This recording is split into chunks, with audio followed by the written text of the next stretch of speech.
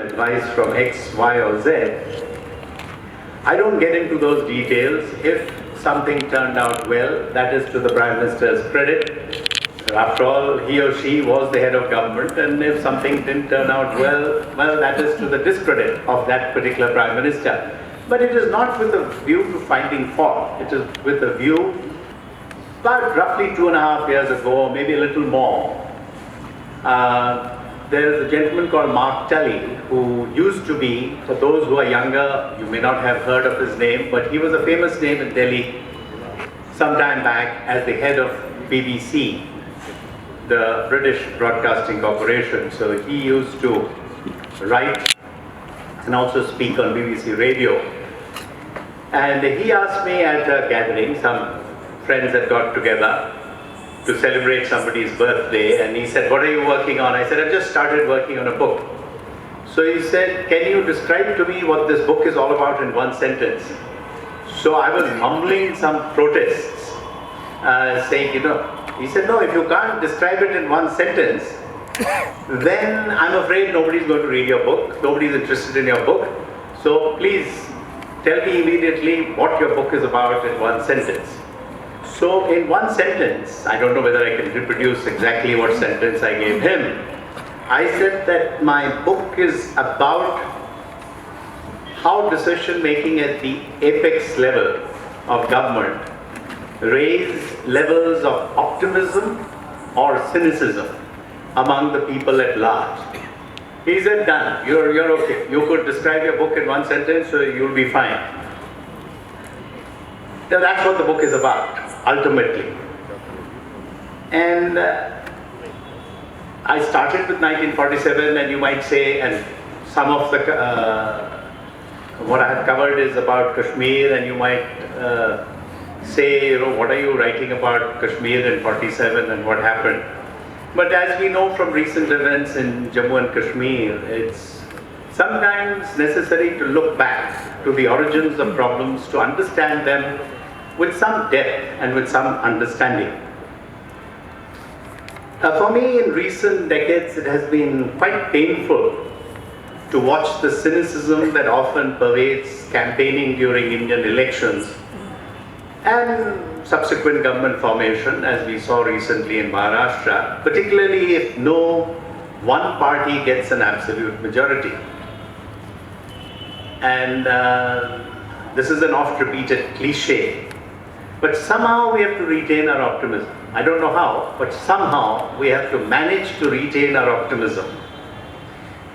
I say this because I find that average persons of this country, despite much evidence to the contrary, they go and vote, and again and again and yet again they have delivered India from the personal interest-driven actions of those in positions of authority.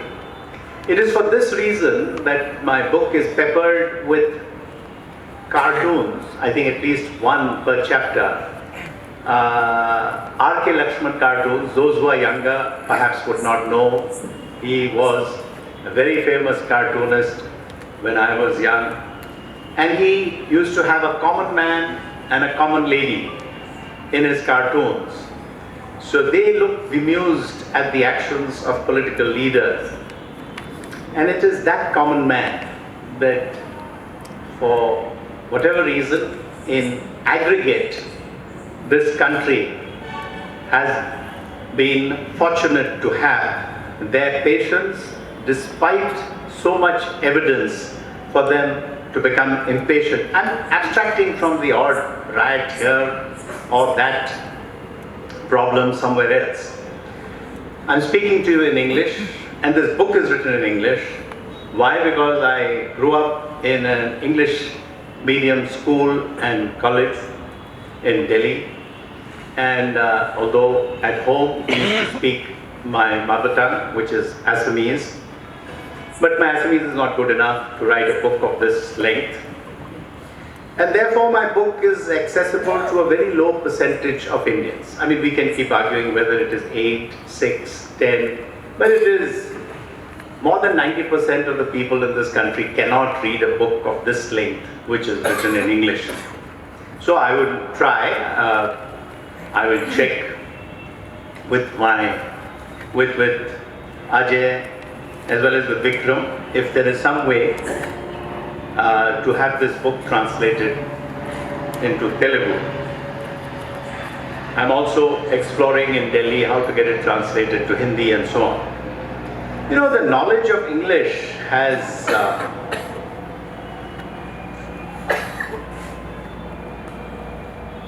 set a certain section of the elite in affluent urban India apart from what is nowadays called in some sections the real India, which is Bharat.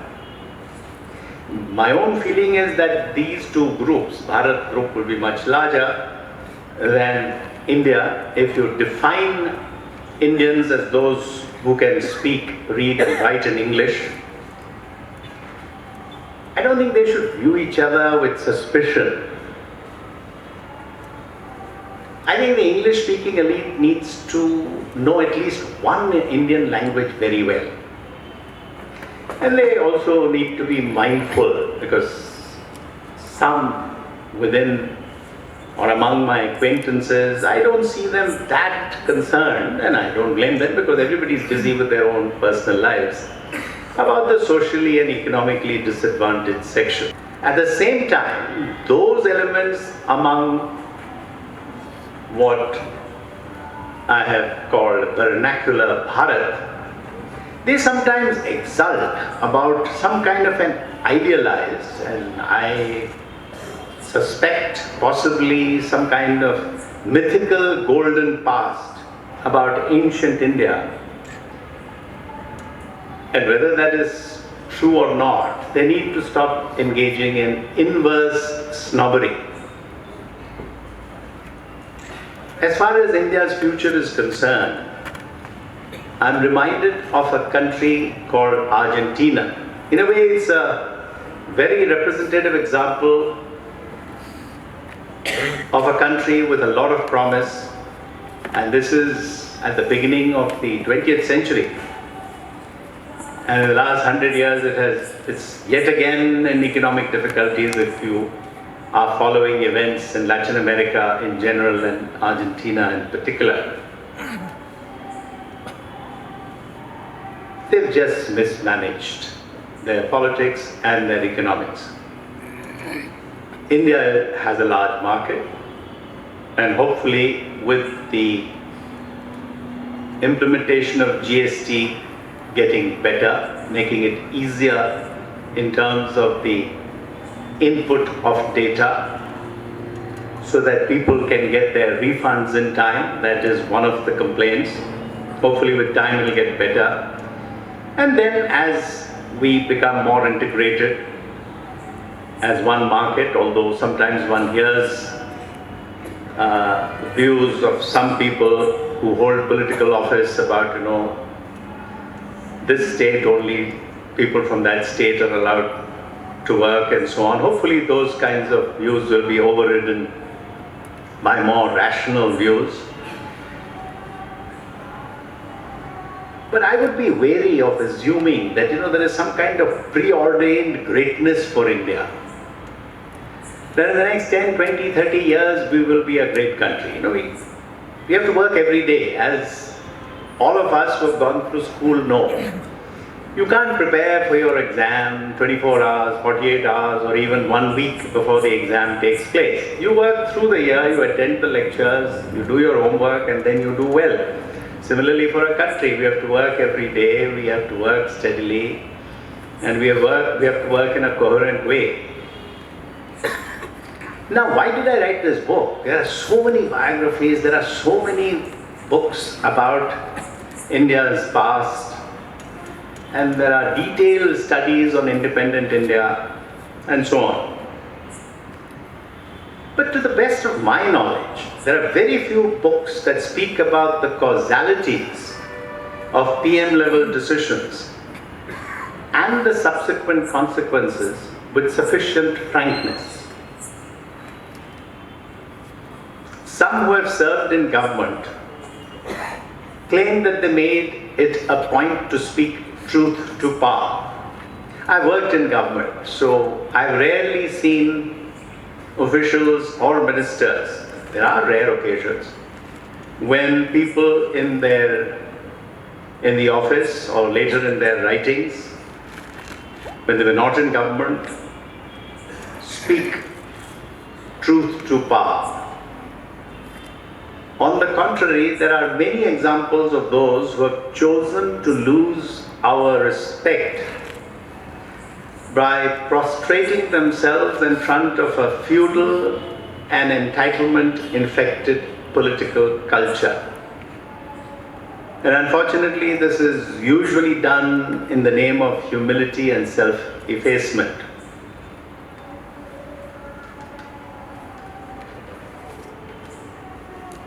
Just as an aside, every number and factoid in my book has been cross-referenced and cited in the notes, which are listed by number and chapter at the end of the book. I personally would have preferred to put them on each page, wherever the number is cited. But Penguin felt that it is very difficult for the average reader. They feel the book is too technical if there are too many footnotes, because sometimes there are as many as 2 or 3 on a page. So I deferred to their better judgment.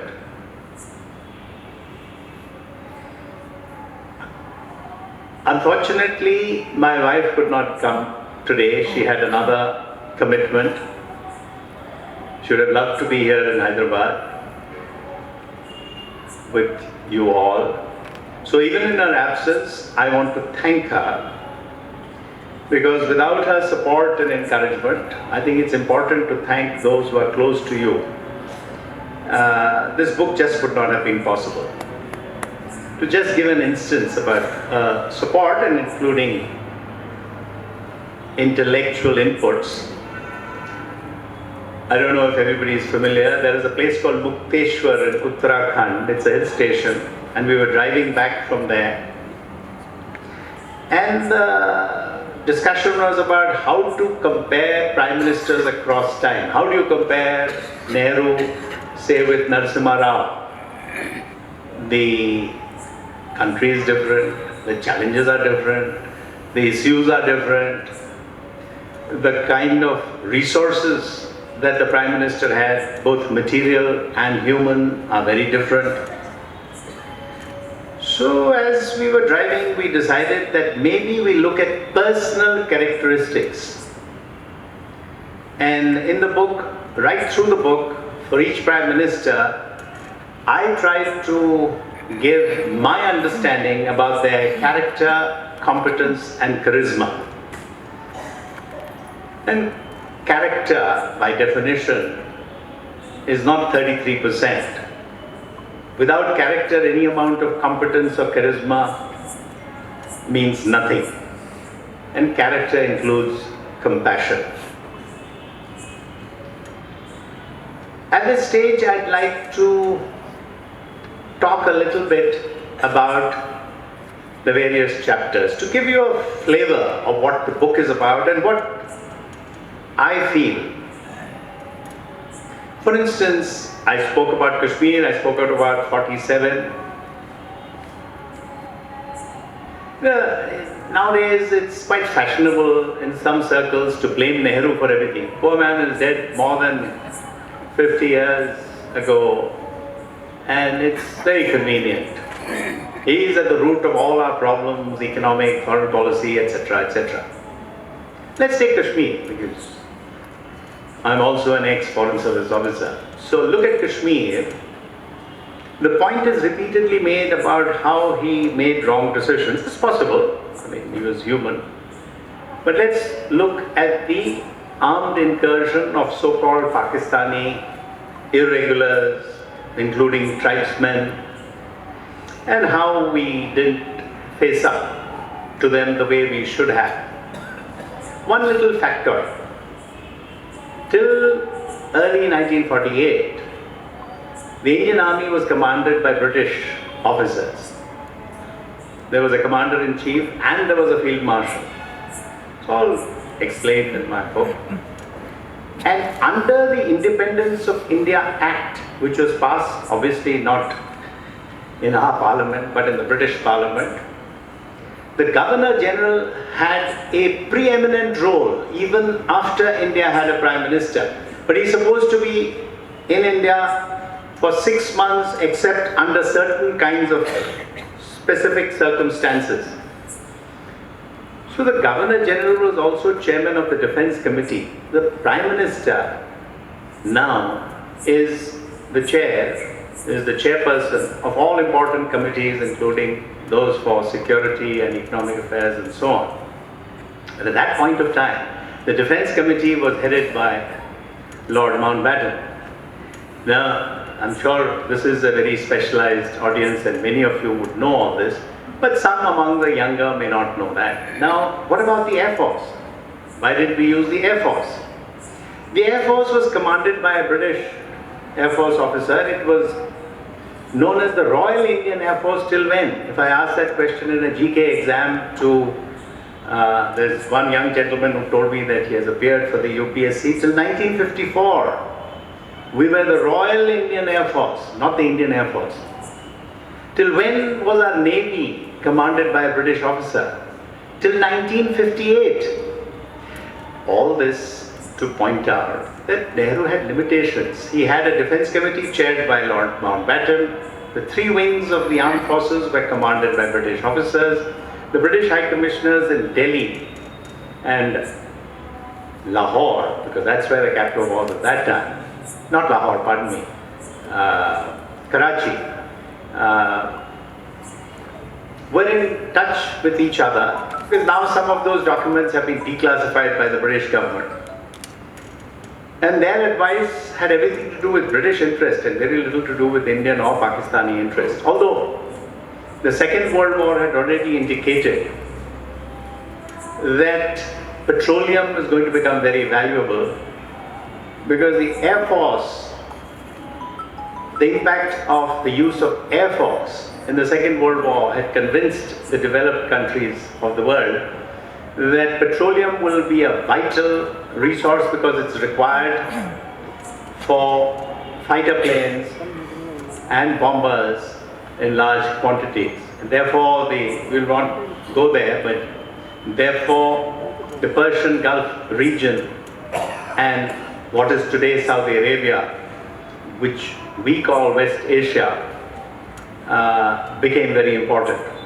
And to that extent, Pakistan became important as also a possible base. But coming back to Kashmir and coming back to our dependence, I have listed in the book the defense equipment that the Indian Army had.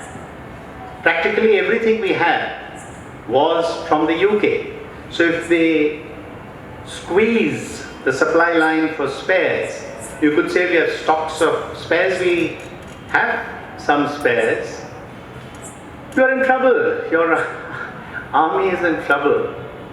Those of you who are old enough to have visited Kolkata 30, 40 years ago, even 30, 40 years ago, not 70 years ago, practically every lift or elevator, choose your word, you will see made in Scotland, made in UK, and so on. The Indian High Commission in London, which I headed some time back, had 1,500 employees in 1947 when Krishna Menon became High Commissioner. Why did it have 1,500 employees? You don't need 1,500 diplomats. Most of them were in the supply wing of the Indian High Commission. All this to give you a sense of our dependence on the UK. If you've got all your heavy machinery, all your heavy military equipment from that one country, you need to get spares and further supplies from there. And to that extent, this stuff about how Nehru took the Kashmir dispute to the United Nations, yes, it is a mistake, and perhaps he had some way of refusing to do that, but there was tremendous British pressure. And when you can use your clout as a supplier of so many of the vital necessities for a newly independent country, not everything has to be spelled out in words, an indication. So therefore, I'm not sticking up for Nehru, nor am I an apologist for him. I'm saying read for yourself. I have footnotes there which give you more reading, not just my book, to give you a sense of how it was not the country it is today. Was there any India ever in history? Never. With the kind of geographical contours that we have today. There was no India, not even in the time of Ashok. Started out with Kaling, and he went further west up to Afghanistan, but not southern India. And definitely, I mean, you can imagine you have to go on horseback. How can you retain complete control over far-flung parts? So you are starting off with a new country. And he was 58 years old at that time.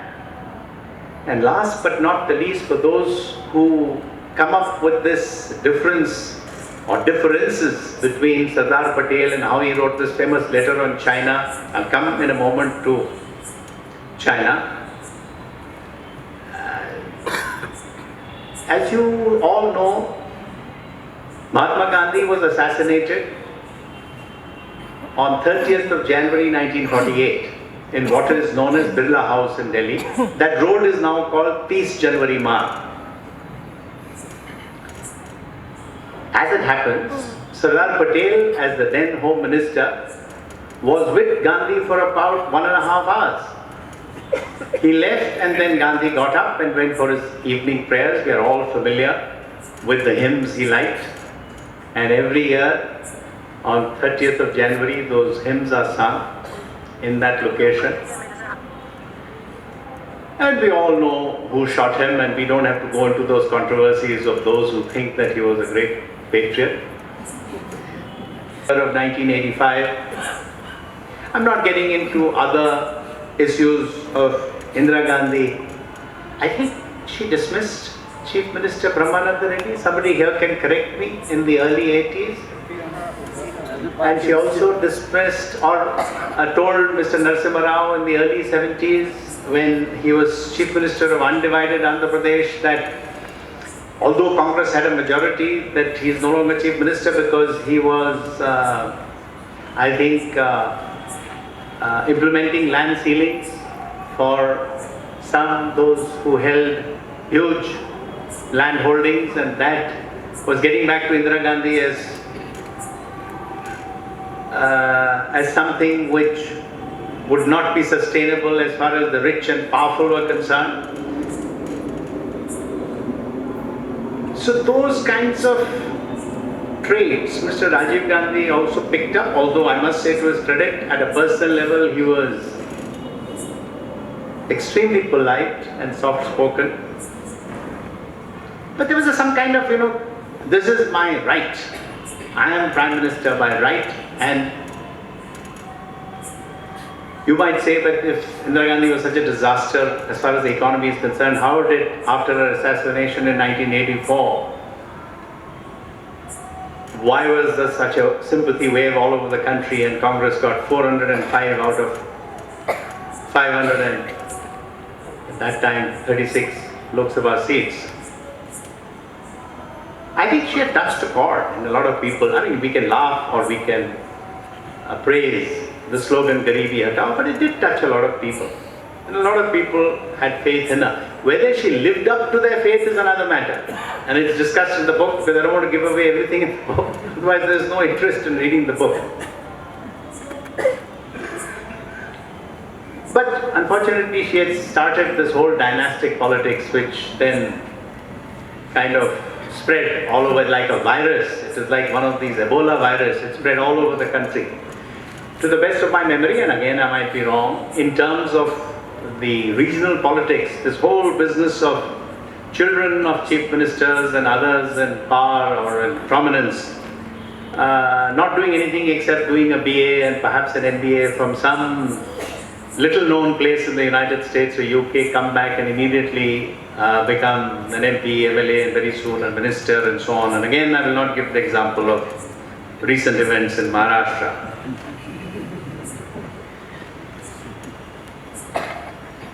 Rajiv Gandhi really was not on top of many things, not because of any other reason, he just didn't have the experience. He was an Indian Airlines pilot. Good for him. I mean, I can't fly a plane. He could. So obviously, he knew his job very well. But can you fly the national plane? I mean, I have to be a little careful there because the national plane is a little more complicated than the cockpit of a jet. So he said things which really I felt were the right things. If you go back and read his speech, I think it was December 1985, where he talks about the hypocrisy and the cynicism within political parties, including the Congress, and I felt, my God, here's a young man who's come, he's going to clean up everything and he's going to do this and that. But within no time, everything disappeared. There was Bofors, there was this, there was that, there was Sri Lanka trying to divert attention from Bofors, there was this operation that General Sundarji and Arun Singh mounted on the border with Pakistan.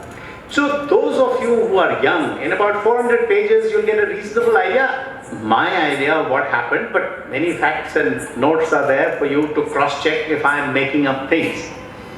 So there are going to be very few books where you get a sense of our economic and foreign policies in just 450 or 470 pages.